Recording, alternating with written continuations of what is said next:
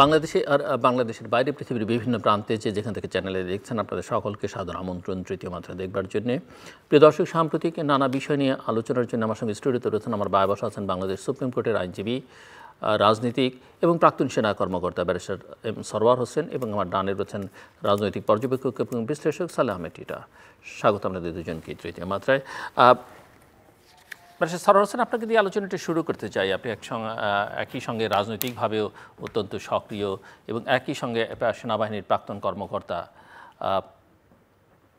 আমাদের রাজনৈতিক যে বিতর্ক বিরোধ, তার মধ্যে সেনাবাহিনীকেও আমার ধারণা সবচেয়ে বেশি এবারই জড়িয়ে ফেলা হয়েছে। এর আগে যখন 60-এর দশক, 70-এর দশক বা 80-র দশকের গোড়ার দিকে যে সারা পৃথিবী জুড়ে সেনা শাসন ছিল, তখনকার রাজনীতি বিতর্ক এক ধরনের ছিল।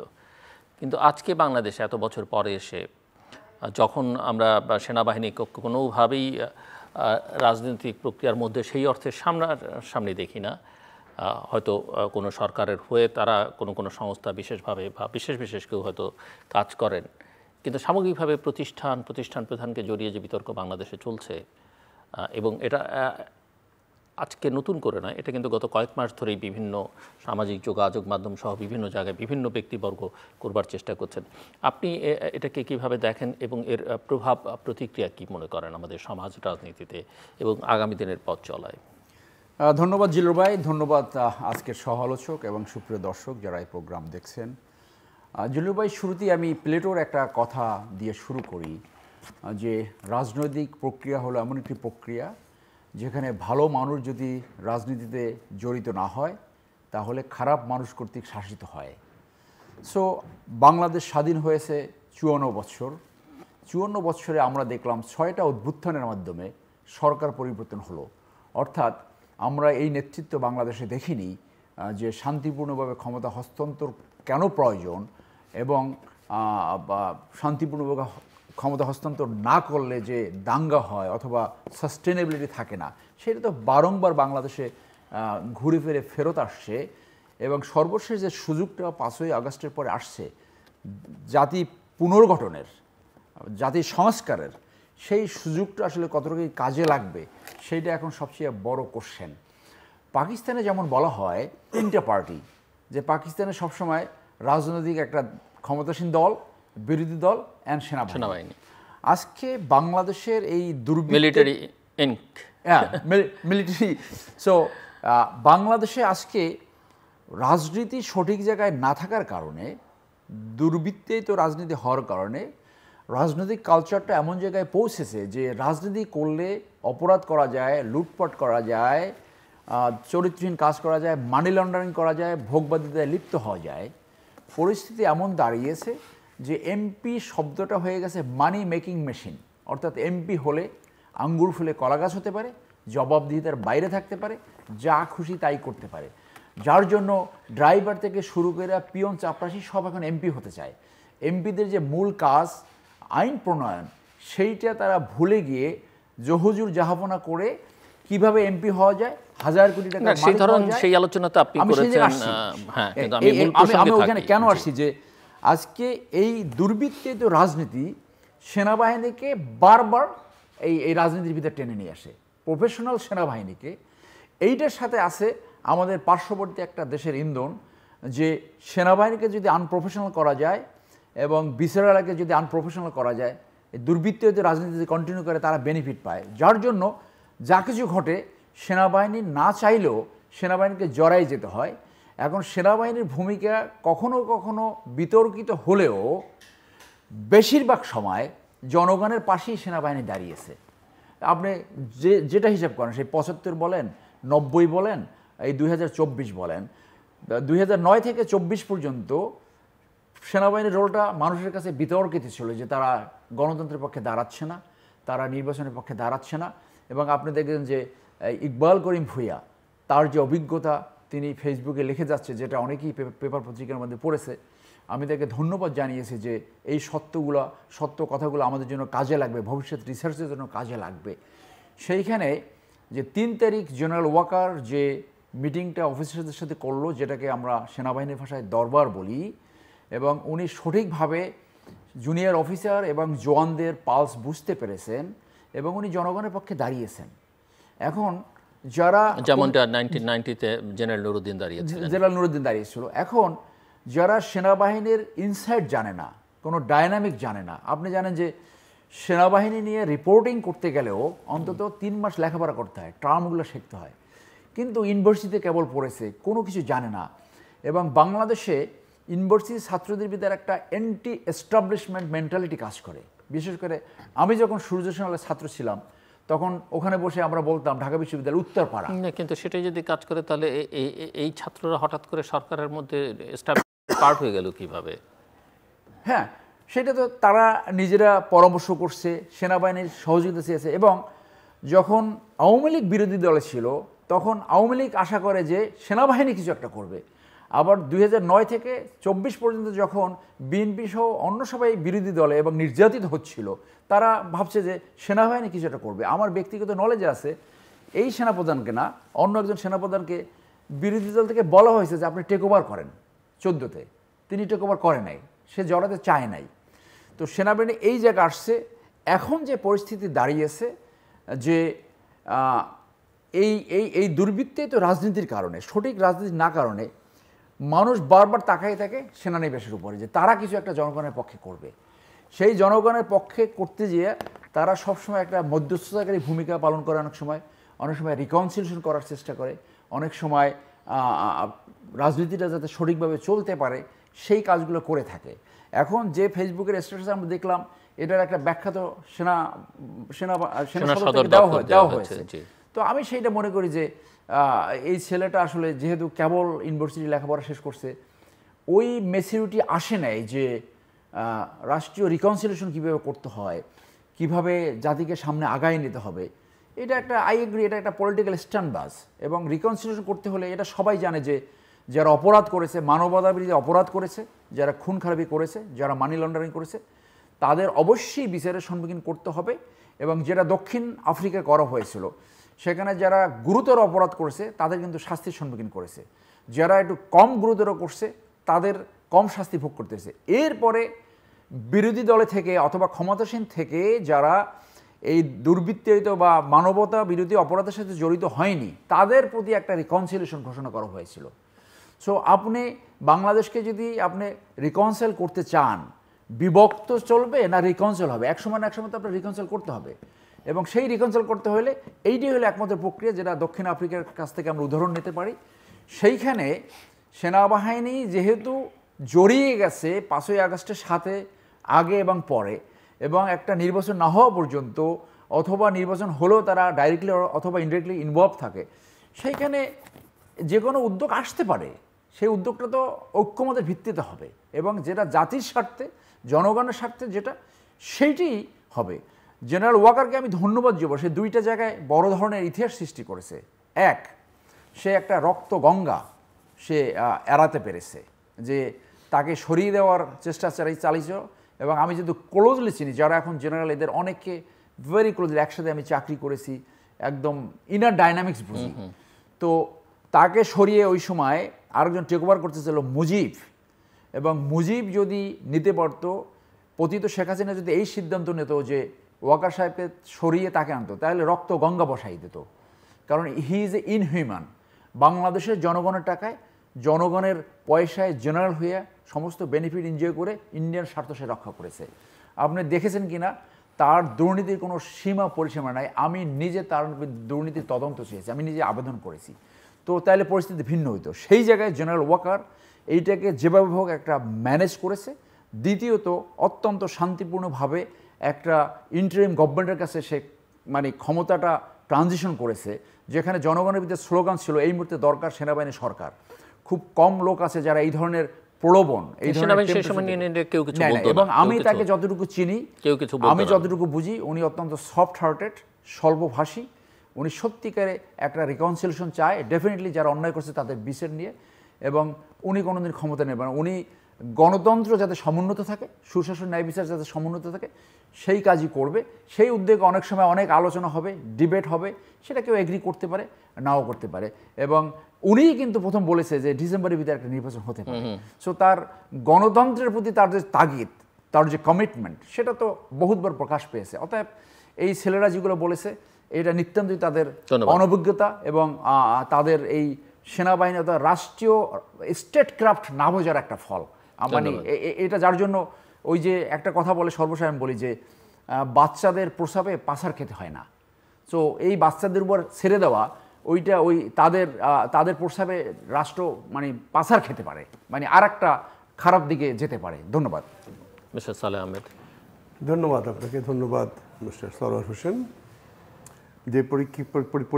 যে পরিপ্রেক্ষিত নিয়ে আমরা আলোচনা করছি এটা অত্যন্ত দুর্ভাগ্যজনক দেশের জন্য, জাতির জন্য, আমাদের সকলের জন্য। প্রায় 2000 শহীদের রক্তের বিনিময়ে আবার একটা সুযোগ এসেছিল বাংলার সামনে, বাংলাদেশটাকে একটা সুন্দর পথের দিকে এগিয়ে নেওয়ার জন্য। একটা আমাদের যে সমস্ত সিস্টেম, রাজনীতি বলেন, আপনার যে ইনস্টিটিউশন বলেন, সবগুলির যে ধ্বংস হয়ে গিয়েছিল, এগুলিকে রিকনস্ট্রাকশন করার একটা সুবর্ণ সুযোগ সামনে এসেছিল। এবং আমি এখনও আশাবাদী, আপনি এখনও যেভাবে ঘটনাগুলো চলছে, আমি ঘটনাগুলি বলার চেষ্টা করব এই যতটুকু পারি। আসলে সমস্ত কিছুর মূল হচ্ছে আমাদের দেশের রাজনীতিটাকে ধ্বংস করে দেওয়ার জন্য।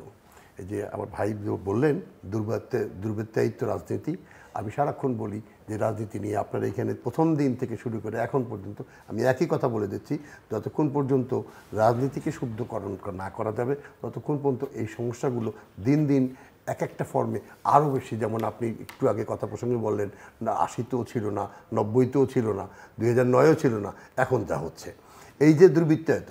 এখানে ভাই প্লেটোর একটা সংজ্ঞা কোট করলেন, আমি বলি হযরত আলীর একটা কোট বলি, যখন সমাজের ভালো মানুষগুলি নিষ্ক্রিয় থাকবে তখন একটা দেশ ধ্বংস এবং দেশ এবং সমাজ ধ্বংসের পথে ধাবিত হবে।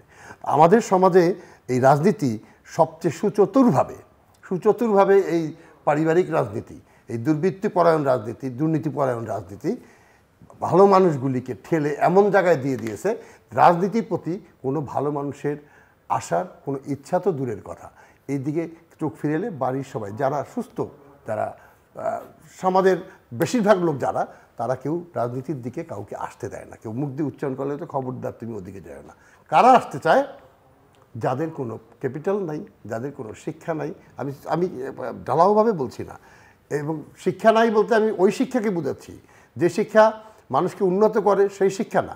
তাদের শিক্ষা আছে যে শিক্ষা দিয়ে সে ওই বাজে কাজগুলি করার জন্য আরও উৎসাহিত হয়, আরও শাণিতভাবে এই নিরীহ ভালো মানুষগুলির উপরে আপনার ঝাঁপিয়ে পড়তে পারে।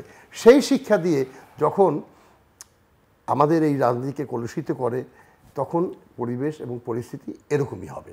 আপনি যতই আপনার রক্ত আমরা দেই, যতই আত্মাহুতি দেই, যতই নিপীড়িত হই, সমাধান এত সহজে হবে না। সমাধান আসতে হলে প্রথমেই আপনাকে আসতে হবে আপনার গণতন্ত্রের সুষ্ঠু সংজ্ঞা।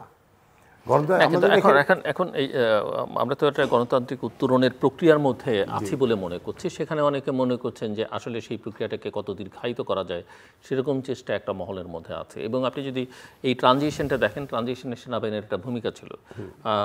নিঃসন্দেহে জনগণের শক্তির চাইতে বড় কিছু নেই, কিন্তু সেনাবাহিনী যদি 1990 সালে জনগণের পক্ষে অবস্থান না নিত, কিংবা 24 জুলাই অগাস্টে বিশেষ করে এসে জনগণের পক্ষে অবস্থান নিত, পরিবর্তনটা হয়তো এভাবে ওই সময় নাও হতে পারতো, না হওয়ার চান্সে বেশি ছিল। তো সেই জায়গায় সেনাবাহিনীকে বিতর্কের মধ্যে দাঁড় করিয়ে নির্বাচনটাকে বিলম্বিত করবার কথা বলে, এবং সেই সঙ্গে দেশের মানুষ গত কয়েক বছর ধরে ভোট দিতে পারে না, নির্বাচন অবাধ ছিল না, সুষ্ঠু ছিল না, নিরপেক্ষ ছিল না, ভোটাররা ভোট কেন্দ্রে যায়নি, অন্তর্ভুক্তিমূলক ছিল না। সেরকম একটা ভালো স্ট্যান্ডার্ড নির্বাচনের জন্যে যখন সবাই আগ্রহী, ভোট দিতে আগ্রহী, সেই সময় আপনি একে নির্বাচন করতে দেওয়া যাবে না, ওকে ব্যান করতে হবে, এটা করতে হবে, ওটা করতে হবে, এইসব বয়ান দিয়ে, এবং এটা না হলে, ওর ফাঁসি না হলে নির্বাচন হবে না। আসলে কি অর্জন আমরা করতে চাইছি, বা কার উদ্দেশ্য হাসিল করতে চাইছি আমরা? আসলে আপনি যেভাবে কথাটা বললেন, কথাটা অনেক বিশদ। আপনি যে সেনাবাহিনী আগে যে যদি রোল না নিত তাহলে কি হতো, যে কথাগুলো বললেন, আমি একটু ডিফার করি কথাগুলিতে। সেনাবাহিনী না নিলে কি হতো? আমরা হয়তো আরেকটু সাফার করতাম, আমরা কিন্তু আলটিমেটলি তো যেটা আপনি মূল কথা বলেছেন, জনগণ তখন করবে, তখন এই সেনাবাহিনী কিসের জন্য? আমার জনগণের জন্য, আমার জনগণ। কিন্তু তার জন্য তো আপনার বাস্তবতা, তার জন্য একটা এনভায়রনমেন্ট দরকার। ইভেন আপনি যদি 1971 সালের মুক্তিযুদ্ধে দেখেন, আমি বলি যে সেনা কর্মকর্তারা পাকিস্তান সেনাবাহিনী থেকে বিদ্রোহ করে পেরিয়ে বা পালিয়ে যুদ্ধে যদি না নামতেন, নিশ্চয়ই আমরা যুদ্ধ করতে। কিন্তু তারাই তো আসলে যুদ্ধের সামরিক নেতৃত্বটা দিয়েছে, সেই সব তরুণ অফিসাররা। এবং তারা যদি সেই সাহসী ভূমিকা পালন না করতো, সেই সময়ে সেই ঝুঁকি জীবনের না নিত, মৃত্যুর ঝুঁকি না নিত, আসলে কি এত সহজ হতো? আমি সেটাই বলতে চেয়েছিলাম। জি, আসলে কি এত সহজ হতো? আমি তো বলছি আসলে সহজ তো কোনো কিছু না। যে প্রক্রিয়া, যে রাজনীতি, আপনি হয়তো বলবেন 9 মাসেরটা 9 বছর লাগতো, না হয় 25 বছর লাগতো, বা আমরা সেটা এফোর্ড করতে পারবো কিনা সেটা, বা 24 জুলাই অগাস্টে না হয়ে হয়তো আরো অন্য কোনো অগাস্টে গিয়ে ঘটনা ঘটতো, বা জুলাইতে গিয়ে ঘটনা ঘটতো। ওয়েল, বলি থিং ইজ, আমি বলতে চাচ্ছি যে যেই একটা 17 বছরের দীর্ঘ ফ্যাসিস্ট নিষ্পেষণ, যে আমরা এখন যেভাবে আমরা কথা বলছি, এইভাবে তো কথা বলতে আমরা পারি নাই। কেন পারি নাই? এই রাজনীতির দুর্বৃত্ত, আমরা যেখান থেকে মূল কাহিনী যেটা হচ্ছে রাজনীতি, অপরাজনীতি এবং রাজনীতির দুর্বৃত্তায়ন। এই রাজনীতির দুর্বৃত্তায়নের ফলে কে সাফার করছে? জনগণ সাফার করছে।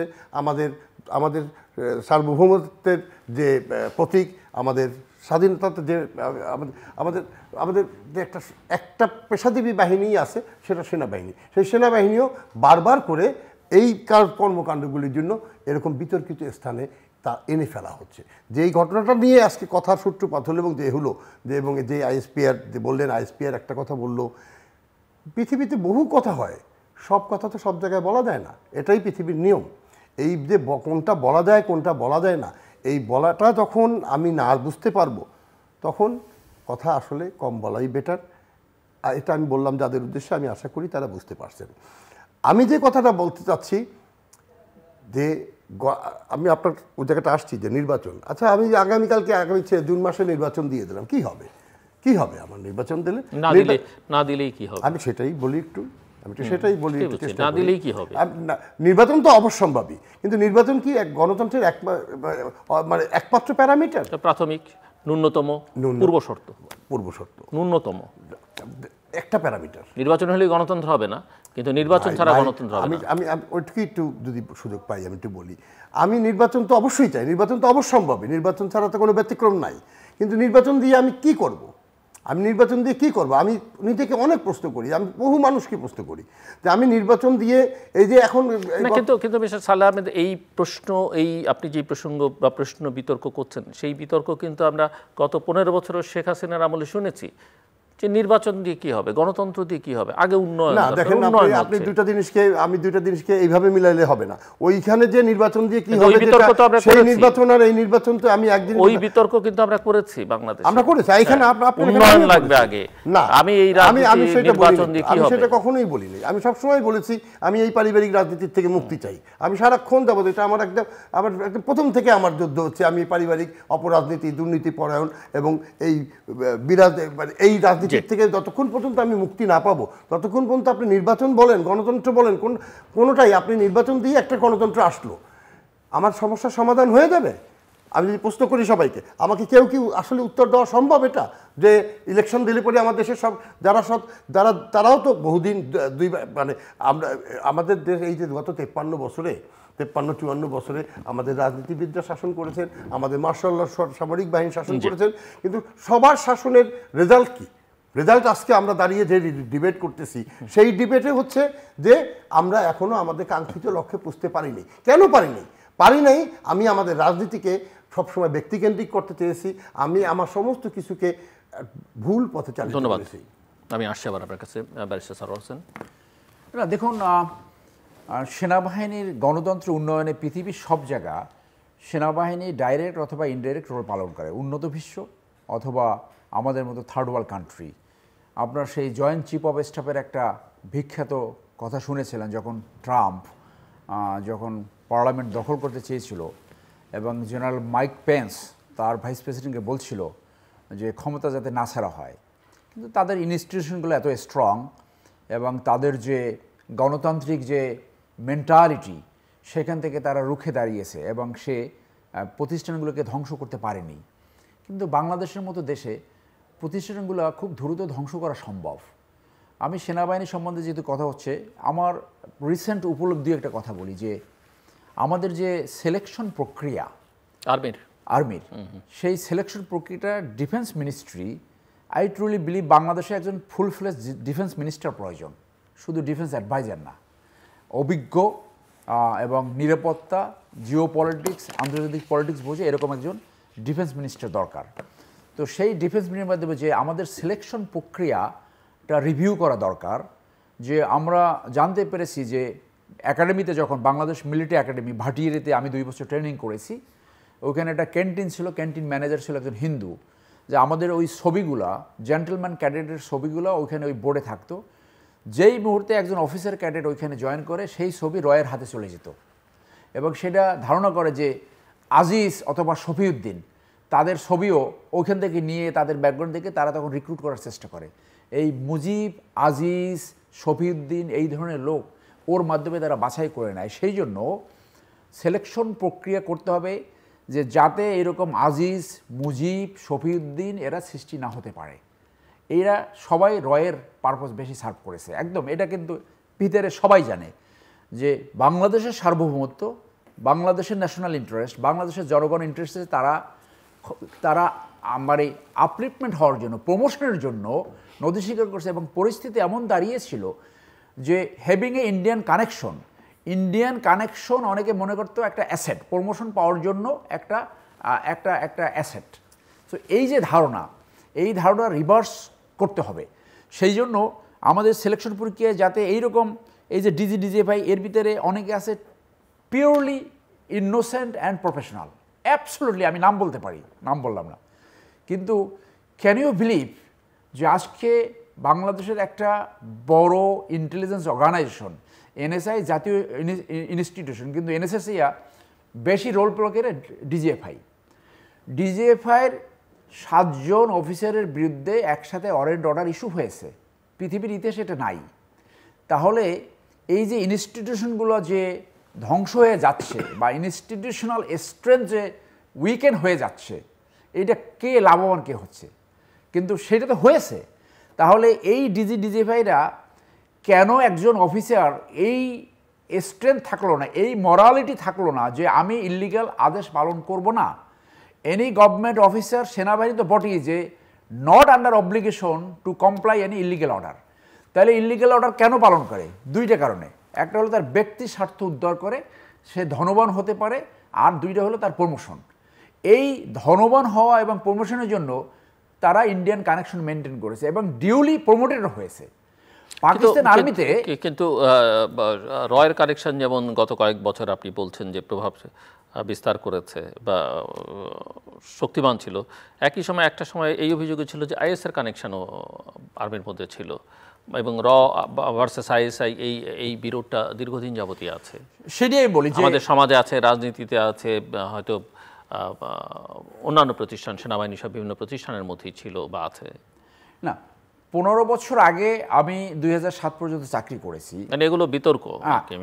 আমি জলিলভাই 1988 থেকে before I retire, voluntary retire করার আগে আপনার দেখেছি যে পাকিস্তান ফেরত বাংলাদেশ আর্মির ভিতরে একটা কথা ছিল যে বাংলাদেশের আর্মি অফিসাররা যখন বাংলাদেশ মিলিটারি একাডেমিতে যারা কমিশনড হয়েছে 1975 সাল থেকে, সো আমাদের একটা এক্সপেকটেশন ছিল they will be more professional, যে তখন তাদের বড় সাহসিকতা দেখাবে। কিন্তু পাকিস্তানে যারা কমিশন পেয়েছে they seems to be more professional, সাহসী, মানে তাদের যে speed the core, junior officer থেকে রক্ষা করা। আমার চাকরিকালীন সময় আমি ওরকম দেখি নাই যে কেউ এই আইএসের কানেকশন আছে। এইটা হলো কি এই রয়ের যে স্টিগমা সেইটাকে ওভারকাম করার জন্য এইটাকে বারবার আনে। আমি বলি আইএসআই অথবা র কোনো কিছু থাকতে পারবে না। পাকিস্তান আর্মিতে রয়ের কানেকশন, হ্যাঁ, পাকিস্তান আর্মিতে যদি কানেকশন থাকে তার তো ওপেন ফাঁসি হবে। হাউ কাম বাংলাদেশে ওই যে রিপোর্টটা বের হয়েছে 250 জন রয়ের এজেন্টকে এই ক্যান্টনমেন্টে রেখেছে এবং সেখান থেকে ডাইরেক্ট এয়ারপোর্ট থেকে উঠিয়ে দিয়েছে। এটা তো একটা রিপোর্ট বের হয়েছে আমরা, এবং ওর তথ্যগুলো সত্য বলে মনে হয়। তাহলে বাংলাদেশ আর্মিকে আজকে দুইটা জিনিস করতে হবে। একটা হলো সিলেকশন প্রক্রিয়া রিভিউ করতে হবে, সেনাবাহিনীতে কোনো রয়্যাল এজেন্ট থাকবে না সেটা নিশ্চিত করতে হবে। এয়ারফোর্সের একজন অফিসারের 24 ঘন্টায় কোর্ট মার্শাল হয়ে তার 10 বছর জেল হয়েছে, হি টুক লেডি অ্যান্ড গাড়ি। তো এরকম আরও আছে কিনা? একজন তো পালাই গেছে, এই যে মুজিবকে তো নিয়ে গেছে এখান থেকে। তাহলে এই যে আমাদের জাতীয় স্বার্থে এবং প্রফেশনালিজম ফেরত আনার জন্য অত্যন্ত জরুরি বলে আমি মনে করি। ধন্যবাদ মিস্টার আহমেদ। ধন্যবাদ। আপনি আসলে যে জায়গাটা আলোচনা ওটা অত্যন্ত ভালো এবং ভালো আলোচনা, কিন্তু আমাদের আলোচনার মুখ্য বিষয়টা ছিল রাজনীতি, নির্বাচন এবং আমাদের বর্তমান আর্মির যে বর্তমান সিচুয়েশনে আর্মির ইনভলভমেন্টটা যেভাবে আসা হয়েছে, যেটা অত্যন্ত অনভিপ্রেত।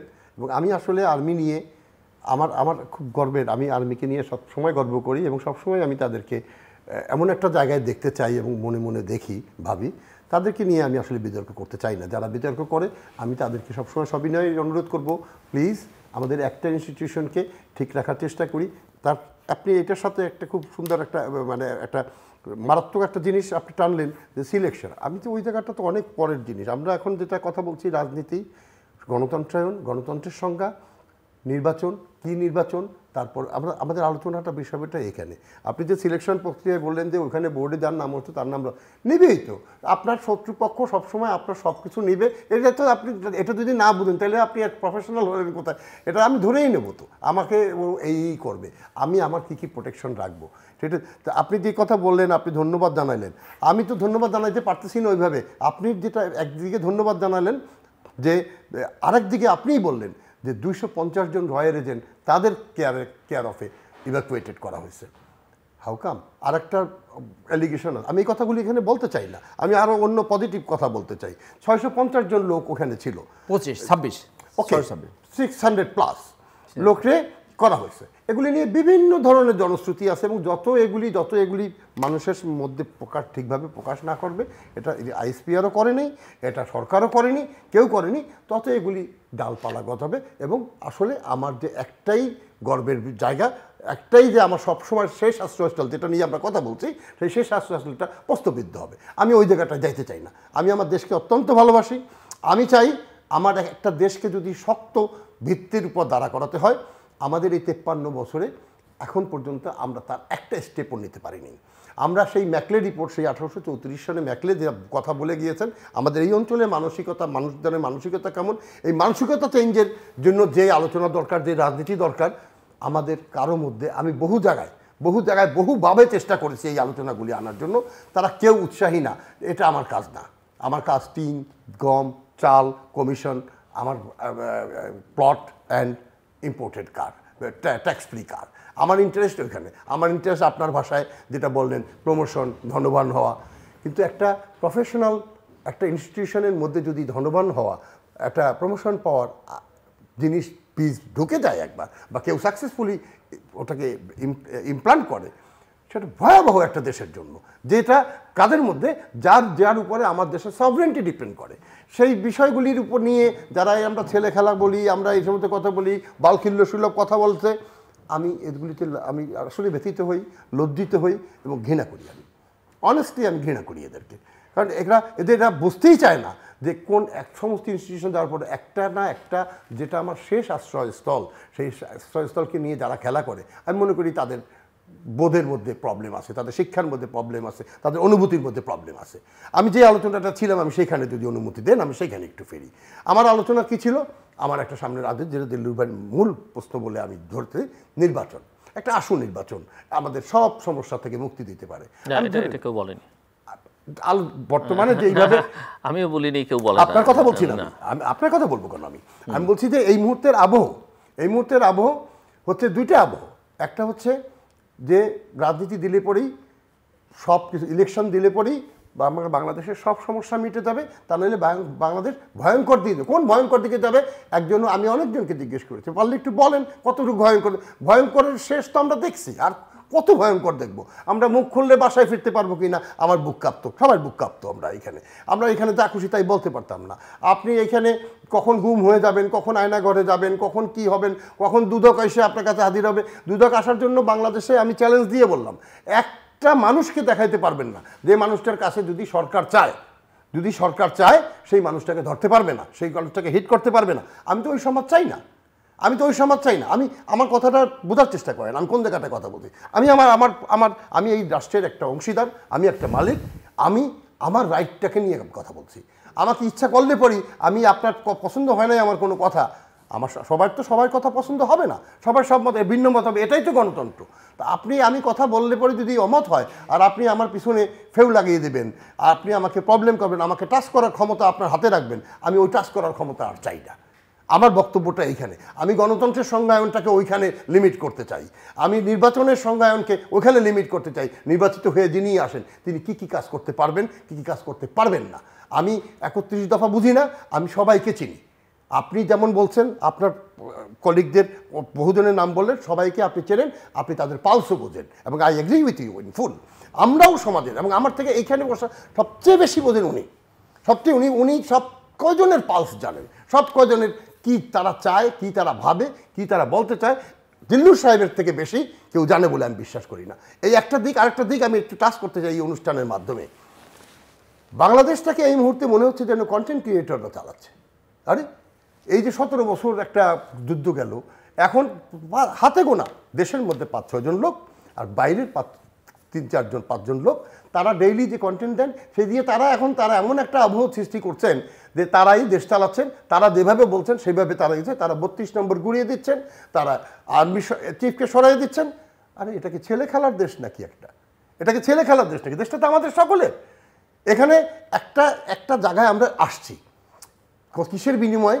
17 বছর নিষ্পেষিত হয়ে 2000 কাছাকাছি, যদিও ফিগারটা এখনো ফিগার আউট করা হয় না, কেউ বলে 1000-এর বেশি, কেউ বলে 2000-এর বেশি, কেউ বলে, আমি বলি 1000 থেকে 2000-এর মধ্যে আত্মাহুতি রক্ত, মানে শহীদদের রক্তের বিনিময়ে 30,000 লোকের মতো মানুষের ইনজিওর্ড মানুষের 1400 ইউএন রিপোর্ট অনুযায়ী 1400 মারা গেছে, ইউএন রিপোর্টে মারা গেছে। বিনিময়ে আমরা এমন একটা জিনিস অর্জন করলাম, সেই জিনিসটাও আমরা ওই ম্যাকলে রিপোর্টকে সত্যি করে দিচ্ছি। আমাদের মন মানসিকতা, আমাদের চিন্তা ভাবনা, চিন্তাধারা এমন জায়গায় আমরা নিয়ে গেছি, আমার ঘৃণা লাগে, আমার লজ্জা লাগে যে আমরা আসলে কি মানুষ হতে পারবো না। ওই যে একটা বই এসেছে আবার তোরা মানুষ, একটা সিনেমা ছিল আমাদের, হ্যাঁ বিখ্যাত সেটা। আমি আসলে বলি আমাদের সবার বোধোদয় আসার একটা সময় হয়েছে। আমাদের মুখ আছে, আমাদের কলম আছে, আমি যা খুশি তাই লিখতে পারি, আমার মুখ আছে, আমি যা খুশি তাই বলতে পারি, আমি যেটা ভাবি এইটাই ঠিক আছে। আমরা মনে হয় এখান থেকে বের হওয়ার একটু সময় হচ্ছে। আমি শেষ করি, খুব একটা টাচি একটা ম্যাটার এবং আবেগের একটা বিষয় আমি বলতেছি।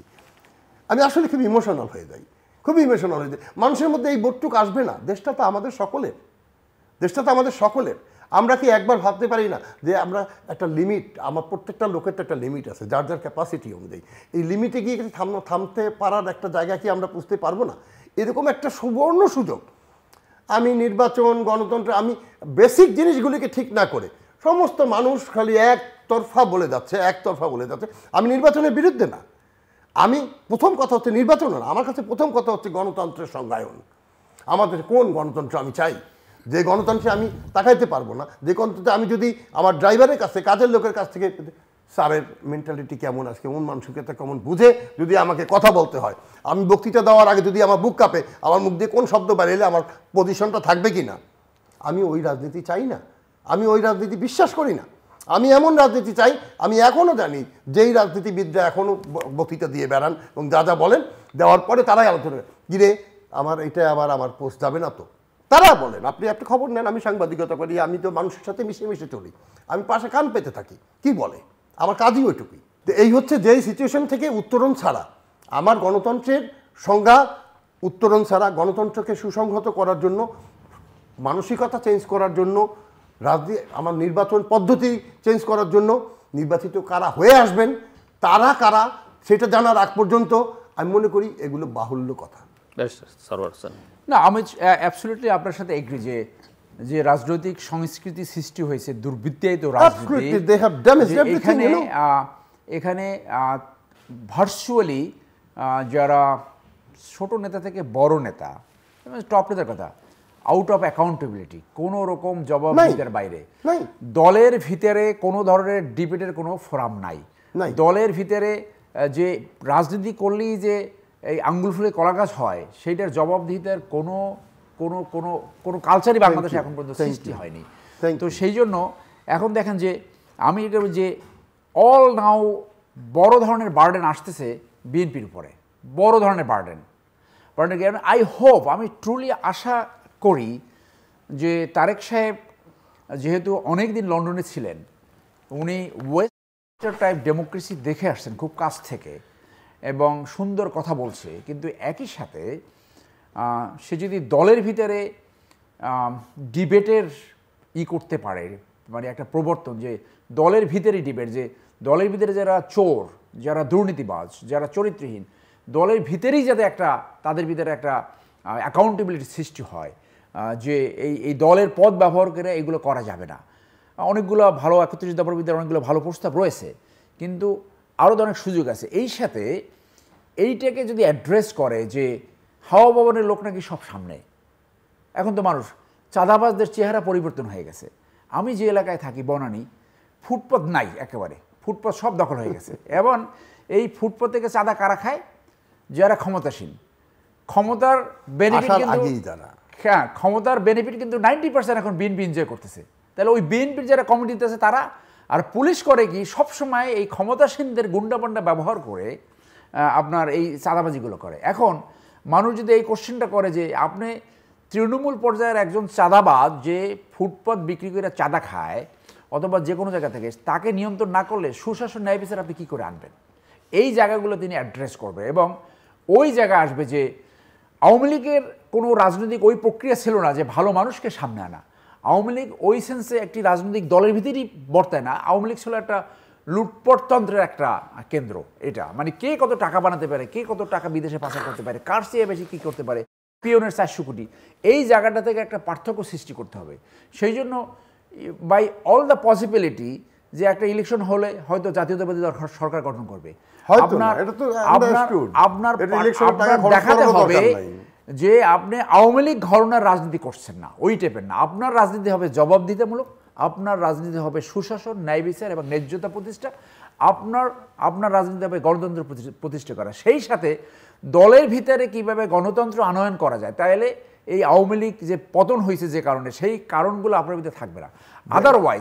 আদারওয়াইজ একই ধরনের একটা শাসন ব্যবস্থা যদি আসে, আপনার ভুলের কারণে যদি আবার এই মহাসচিবের কথাটা বলি, মির্জা ফখরুল সাহেবের কথাটা বলি, আমার প্রিয় নেতা একজন, যে উনি বলছেন পতনের 3 মাস পরে ঠাকুরগাঁয়ে এই বক্তব্যটা দিয়েছিলেন যে আওয়ামী লীগের মতো যদি বিহেভিয়ার আপনারা করেন, কনসিকোয়েন্সটা আওয়ামী লীগের মতোই হবে।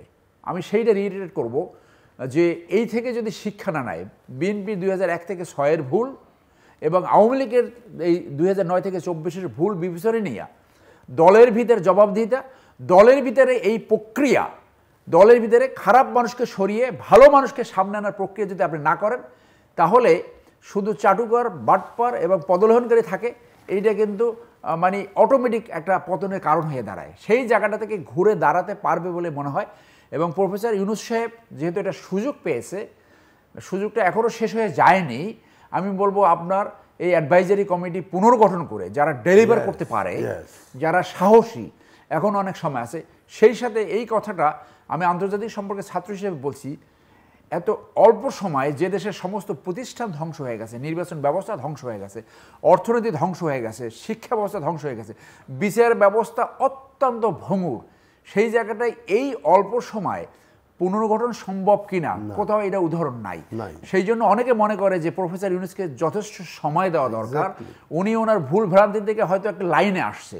আপনি যে কোনো অফিসে, এক অফিস থেকে আরেক অফিসে গেলে এটা বুঝতে লাগে 3 মাস, ডাইনামিক্স বুঝতে।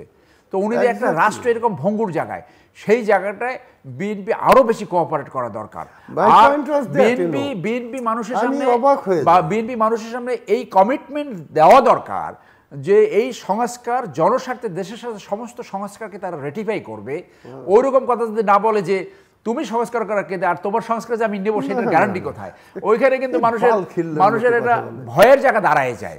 সেই জন্য আপনার আওয়ামী লীগ থেকে পার্থক্য সৃষ্টি করতে হবে। এই পার্থক্য সৃষ্টি করার জায়গাই হয়েছে যারা চরিত্রহীন এবং যারা দুর্নীতিবাজের স্ট্রিম আছে তাকে সরিয়ে সুনামধারী লোক, যোগ্য দক্ষ লোককে আপনি সামনে আনবেন, যারা সত্যিকারে এই গণ অভ্যুত্থানের এই বিপ্লবের চেতনা ধারণ করে এবং এই চেতনাকে সামনে নিয়ে যেতে পারবে। ধন্যবাদ আপনাকে সৌরভ সাহেব। অনেকদিন পর আমার খুব ভালো লাগলো, অনেকদিন পর খুব ভালো লাগলো আপনার এই কথাগুলো। আসলে আমরা একটা সুবর্ণ সুযোগ পেয়েছি। ক্লোজিং রিমার্কস আমার কথা তো একটাই, আমরা একটা সুষ্ঠু গণতন্ত্র চাই, একটা সুষ্ঠু নির্বাচন চাই এবং সত্যিকারের রাজনীতিবিদ চাই, সত্যিকারের রাজনীতিবিদ চাই। এই যারা আসছেন, আমি মনে করি যেই প্রবলেমটা সৃষ্টি হয়েছে, যেহেতু আমার লাস্ট রিমার্কস, আমি আমার চিন্তাটা একটু এই অনুষ্ঠানের মাধ্যমে, একটা অত্যন্ত জনপ্রিয় একটি অনুষ্ঠান, জিল্লুর ভাইকে অসংখ্য ধন্যবাদ আমাদেরকে মাঝে মাঝে একটু সুযোগ দেন কথা বলার জন্য। আমি মনে করি এই সুযোগটা কাজে লাগানোর জন্য যারা কন্টেন্ট ক্রিয়েটর আছেন, যারা সমাজের যারা কথা বলতেছেন, যারা জনমত গঠনে সহায়ক ভূমিকা রাখতেছেন, তাদের এই সুযোগটা ছাড়া উচিত না। তারা সব কিছুর ঊর্ধ্বে উঠে আসুন, সকলে মিলে আমরা একটা চাপ প্রয়োগ করার চেষ্টা করি। চাপটা হচ্ছে এই তত্ত্বাবধায়ক সরকারের এই যেটা তৈরি হয়েছে, এরা ক্যাপেবল এনাফ না, এটা পরিষ্কার হয়ে। কিন্তু ক্যাপেবল এনাফ না হলেও আমি আমার বিগত অনুষ্ঠানে রওজার আগে আমি জিল্লুর সাহেবের পারমিশন নিয়ে বলেছিলাম যে দেশবাসীর উদ্দেশ্যে, দেখেন খাদ্য নিয়ে বলেছিলাম, রোজার মূল্যস্ফীতি নিয়ে বলেছিলাম, কোনোটার কোনো সমস্যা হবে না আমি প্রেডিক্ট করেছিলাম। আমি অনেক পরিশ্রম করে আমার পরিশ্রমের রেজাল্ট আমি লোকজনকে আশ্বস্ত করার চেষ্টা করেছিলাম এবং দেখেন সেটা হয়েছে। আপনি আমার রাজনীতিবাদে অন্য জায়গাগুলিতে কিন্তু আপনি যে ধ্বংসগুলি প্রক্রিয়াগুলি হয়ে গিয়েছিল, আমি একটু বলতেছি, যে প্রক্রিয়াগুলি হয়েছিল, ব্যাংকগুলি ধ্বংসের পথে চলে গেছিল, পেমেন্ট করা যাইতো না, কোনো কিছু করা যেত না। এই যে এখনও একটা এনিওয়ে ওটা অন্য সাবজেক্ট, যে ক্ষতিগুলি হয়েছিল সেই ক্ষতিগুলি তো সরকার সত্যিকার অর্থেই কেউ, আপনি যদি নিরপেক্ষভাবে কথা বলেন, আপনি দেখেন উন্নতি হয়েছে। উন্নতি হয় না কোন জায়গাটায়, যে জায়গাটায় সরকারের কোনো হাত নাই। সরকারের এরা তো যেটা নিয়ে আপনি বললেন, ধন্যবাদ আপনাকে, আবার ধন্যবাদ দিল্লুর ভাইকে আমাদেরকে এই সুযোগটা দেওয়ার জন্য। আসলে আমার রাজনীতিতে ইন্টারফেয়ার করার জন্য একটা শক্তি দরকার, সেই শক্তি দরকারের জন্য সময় দরকার। তো এদেরকে আমি যদি বিএনপি হইতাম, তাহলে আমি বিএনপিকে বলতাম বিএনপির সবচেয়ে ভালো কাজ হইতো না। আপনার বিএনপি হতে হবে কেন? পলিটিক্স ইজ এ পাবলিক, যে কোনো নাগরিক, যে কোনো রাজনীতিবিদ রাজনৈতিক দলের উপরে কমেন্ট করার অধিকার রাখে। Thank you very much. আমি হলে তাকে বলতাম, সে যদি সত্যিকারের, জি থ্যাংক ইউ, যে উনি যদি সত্যিকারের পলিটিশিয়ান হইতেন, উনি যদি ক্ষমতা লিপ্সু না হইতেন, ওনার মনের মধ্যে কি আছে আমরা পালস বুঝি, আপনি যেমন বলছেন আমরাও পালস বুঝি, সেই পালস অনুযায়ী যদি না চলে, এই সুযোগটা যদি নিতেন, আপনি ডক্টর ইউনূস, আপনি দেশটাকে কিভাবে গড়তে চান বলেন, আমার সমস্ত রাজনৈতিক শক্তি দিয়ে আপনাকে আমি সাহায্য করব। আপনি দেশটাকে একটা সবগুলিকে রিকনস্ট্রাক্ট করে দেন। উনি যদি সত্যিকারই পশ্চিমা এত 16 বছর থেকে উনি যদি চেঞ্জ হইতেন, তাইলে ওনার কাছ থেকে আমি এইগুলি আশা করছিলাম। একটা রাষ্ট্রনায়কোচিত কথা আমি আশা করছিলাম, নিশ্চয়ই বলবেন আপনি, যে আমি ওইটা আশা করছিলাম উনি এই সুযোগটা নেবেন। উনি চিরজীবন আমাদের দেশে কিছু, এটা হচ্ছে আল্লাহ তাআলা বরাতে লিখে রাখেন, সবার কপালে সব কিছু লেখেন না। ওনার সামনে আবার একটা সুযোগ এসেছিল, উনি 17 বছর নির্বাসনে থেকেছেন। ওনার স্যাক্রিফাইস তো কম না, কিন্তু স্যাক্রিফাইস বলেন না, যাই বলেন, উনি কি লাইফ লিড করেছেন কেউ প্রশ্ন করেন না। ওই লাইফটা কয়টা মানুষ লিড করতে পারে, আমরা এই প্রশ্ন করি না। আমি ওই জায়গায় যেতে চাই না, ওটা আরেকটা ডিবেট। কিন্তু ওনার সামনে একটা সুযোগ ছিল, উনি যদি এই বর্তমান সরকারকে যদি বলতেন যে আপনারা এইভাবে, উনি আমাদের গর্বের সেনাবাহিনী, এরা সম্মিলিতভাবে একটা সত্যিকার অর্থে একটা স্ট্রং কমিটি করে, ধন্যবাদ, যে একটা রিকনস্ট্রাক্ট করে সত্যিকার ইলেকশন দেবে, যেখানে নমিনেশন পাইতে হইলে এই যুগ, মানে ওগুলি তো সব হয়ে যাচ্ছে। ধন্যবাদ। এবং এখনো সেই সুযোগ রয়েছে। ইনিশিয়াল যে ভুলটা হয়েছিল, প্রফেসর ডক্টর ইউনূস যেমন বলেছিল, যাদেরকে চিনি আমি তাদেরকে নিয়ে আসছি, কিন্তু পরবর্তীতে ওনার ট্যালেন্ট হান্টে যাওয়া হচ্ছিল, একটা সার্চ প্রক্রিয়া এখনো সেইখানে যায় নাই। আমি এইভাবে আজকে শেষ করব, দুর্বৃত্তেই তো রাজনীতি থেকে সরে এসে এই রাজনৈতিক প্রক্রিয়া রাজনৈতিক দলের ভিতরে আসতে হবে, যাতে ভালো মানুষ রাজনীতির সামনে আসতে পারে। সেকেন্ডলি, আপনি ক্ষমতায় থাকলে ক্ষমতা যাওয়ার পরে আপনার পালাতে না হয়। প্রতিবার এই যে একটা ভিসিএস সার্কেল, আপনি ক্ষমতায় যা খুশি তাই করবেন, জনস্বার্থের বিপক্ষে যে কাজ করবেন, আর পতন হলে আপনি পালাবেন। আপনার যাতে পালাতে না হয় রাজনীতিবিদ সেই জাতীয় মসজিদের দুর্নীতি না করলে, লুটপাট না করলে, চরিত্রের কাজ না করলে, মানি লন্ডারিং না করলে পালাতে হয় না। পালাতে যাতে না হয়, আজকে এক পক্ষ পালাচ্ছে, ভবিষ্যতে অন্য কোনো পালাতে না হয়। আমি তারেক রহমান সাহেবের সামনে একটা সুবর্ণ সুযোগ ছিল একটা সত্যিকারের রাষ্ট্রনায়ক হওয়ার, উনি সেটাকে মিস করছেন। এই কিছু কারের গাইডে চলছেন জানি না, ওনার সুযোগ নেওয়া উচিত ছিল ডক্টর ইউনূসের উপরে ভর করে। ওনাকে ওনার ফ্রি হ্যান্ডেড, একটা ফুল হ্যান্ডেড সাপোর্ট দেওয়া উচিত ছিল। We are behind you. এর চেয়ে বড় ভুল আছে, এর চেয়ে বড় আছে বিএনপিকে সাপোর্ট দেয়নি। আপনারা মনে করছেন যে, মানে আমি জাস্ট প্রতিদিনের যতগুলি শুনি তার একটা ভাই, এর চেয়ে বড় ভুল হবে বিএনপি সম্বন্ধে যদি মানুষের এই ধারণা যায় যে বিএনপি একটা ইন্ডিয়ান পদলোহনকারী পলিসি ফলো করে। সেটা তো হয়ে গেছে। আপনি বললেন এর চেয়ে বড় ভাই, আপনি একটু আগে বললেন না যে এই যে দখল হয়ে গেছে, দখলদারি কারা করে আছে সবাই জানি আমরা, অথচ আমরা সেই নির্বাচন করে মুখে ফেনা তুলি যে নির্বাচনে আমরা জানি তারা জিতে বসে আছে, তাদেরকে নিয়ে আমরা মুখে ফেলা। আমি তাদের প্রতি আমার অনীহা না। তাহলে জনগণের শক্তিকে অস্বীকার করা হচ্ছে। আমি জনগণের শক্তির কথাই বলছি। আমার জনগণের তো শক্তি নাই। ভালো ভোট দিয়ে যদি ভালো ভোট হয়, ভালো ভোট যদি হবে কেন, আমি বলছি যেটা ভালো নির্দলীয় নিরপেক্ষ একটা অবাধ সুষ্ঠু ভোট হয়, এবং সেই ভোটে যদি আওয়ামী লীগ, জামাত, বিএনপি যেই আসুক, আপত্তি থাকবে কেন? আপনি যদি গণতন্ত্র বিশ্বাস করেন। আপনি আমার আপত্তি থাকার তো কোনো যুক্তি নাই বা কারণও নাই, থাকবেই না কেন। কিন্তু আমি যেটা বলতে চাই রাজনীতিতে যারা আছেন, আমি সম্মান রেখে বলছি, আমি কাউকে ছাত্র, আমি থ্যাংক ইউ। শুনেন, আপনি শুধু রাজনীতির ছাত্র না, আপনি আপনার কাছে যে পালস আছে সেই পালস অন্য কারো। অনুষ্ঠানের শেষ প্রান্তে আমরা সামাজিক যোগাযোগ মাধ্যম ফেসবুক, এক্স এবং ইউটিউবে রীতিমতো লাইভ স্ট্রিম হচ্ছে, আপনারা দেখতে পারেন। টেলিভিশনের পর্দায় দেখতে না পারলে যে কোনো সময় যে কোনো স্থান থেকে ইউটিউবে রীতিমতো চ্যানেলটি সাবস্ক্রাইব করি, পর্ব বা পুরনো পর্বগুলো আপনারা দেখতে পারেন। মিস্টার সালেহ আহমেদ টিটা এবং ব্যারিস্টার এম সরওয়ার হোসেন, অসংখ্য ধন্যবাদ এই আলোচনা অংশ নেবার জন্য। আমার অতিথিরা প্রায় মন খুলে কথা বলেছেন। একটা বিষয় তাদের সঙ্গে আমি একমত যে রিকনসিলিয়েশনের প্রয়োজনীয়তা রয়েছে। আমাদের সমাজটা এতটাই বিভাজিত, এই বিভাজিত সমাজ নিয়ে আমাদের পক্ষে সামনে এগুলো অনেক কঠিন। তাদের আকাঙ্ক্ষাগুলোর সঙ্গে অনেকখানি আমি একমত, হয়তো বিশ্লেষণের সঙ্গে তারা নিজেরাও কতটা একমত বা আমি কতটা বা দর্শকরা কতটা একমত সেই বিষয় নিয়ে আলোচনার সুযোগ আছে। কিন্তু মূল কথা যেটা আমি বলতে চাই সেটি হচ্ছে যে গণতন্ত্রের সর্বোত্তম কোনো ব্যবস্থা এটা কেউ বলেন না, কোনো রাষ্ট্রবিজ্ঞানীও বলেননি, কিন্তু এর চাইতে ভালো কোনো বিকল্প এখন পর্যন্ত পৃথিবীতে নেই।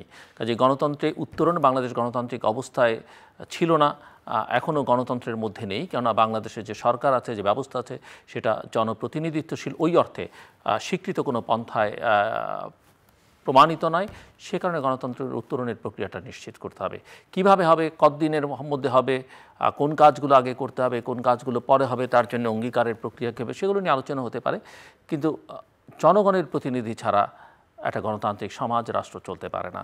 আমি আশা করি যে আমার অতিথিরা সহ যারা শুনছেন এবং ক্রিয়াশীল রাজনৈতিক ব্যক্তিবর্গ, রাজনৈতিক দলগুলো এবং সরকার এই বিষয়ে একটা ঐকমত্যের ভিত্তিতে সিদ্ধান্ত গ্রহণ করবেন। আসলে বাংলাদেশ কখন বলতে পারবে যে বাংলাদেশ আসলে একটা গণতান্ত্রিক রাষ্ট্র হিসেবে যাত্রা শুরু করেছে।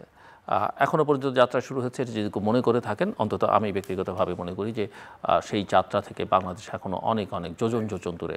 আমার সঙ্গে থাকবার জন্য, আমাদের সঙ্গে থাকবার জন্য আপনাদের অসংখ্য ধন্যবাদ। আপনাদের সবার জন্য শুভকামনা।